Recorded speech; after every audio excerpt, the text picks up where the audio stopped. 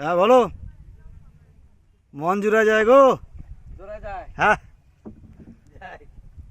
কিসের সংসার করতেছি, হ্যাঁ, যার কোনো সার নাই।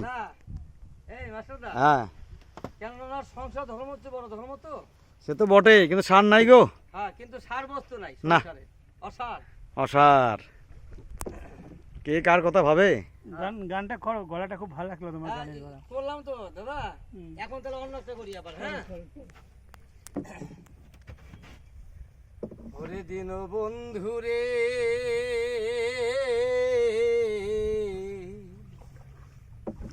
তুমি বিনে আমার কেহ না, ওরে আমার অপরাধী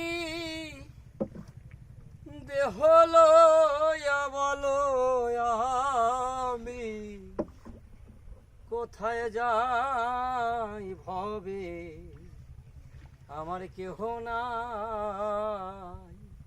হায় রে, ওরে যারা আমার আরে ওরে আপন ছিল, ও দয়াল, ওরে তারাই আমার পর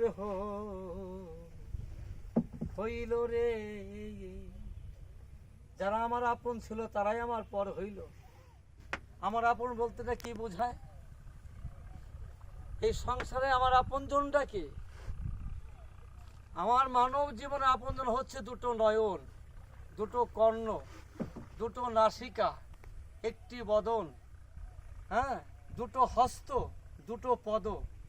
এরা হচ্ছে মানব জীবনের আপনজন। কেননা এমন একটা দিন আসবে প্রত্যেকটা মানব জীবনে ধীরে ধীরে নয়নের দৃষ্টিশক্তি কমে যাবে, আমার গোবিন্দ বদন দর্শন হবে না, জগতে ভক্ত বদন দর্শন হবে না রে ভাই। ধীরে ধীরে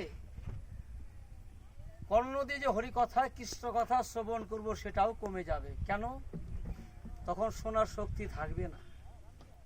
ধীরে ধীরে বদনে যে হরিকথা কৃষ্ণ কথা বলবো সেটাও কমে যাবে। কেননা হরিকথা বলা হবে না, কৃষ্ণ কথা বলা হবে না।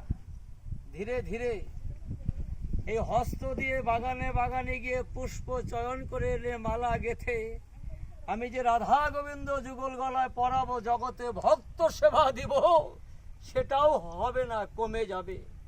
ধীরে ধীরে পদ ভর করে শ্রীকৃষ্ণ ভগবানের অনুরাগী ভক্ত যারা, তারা যে বৃন্দাবন তৈরি করে, হ্যাঁ, সেই বৃন্দাবনে গিয়ে পদ ভর করে আমি যে সাধু সঙ্গ করবো, ভক্ত সঙ্গ করব, সেটাও কমে যাবে। সেদিন চলার শক্তি থাকবে না।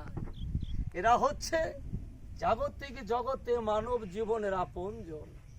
তাই আজ গানের ভাষায় বললেন, ওরে যারাই আমার ওরে আপন ছিল,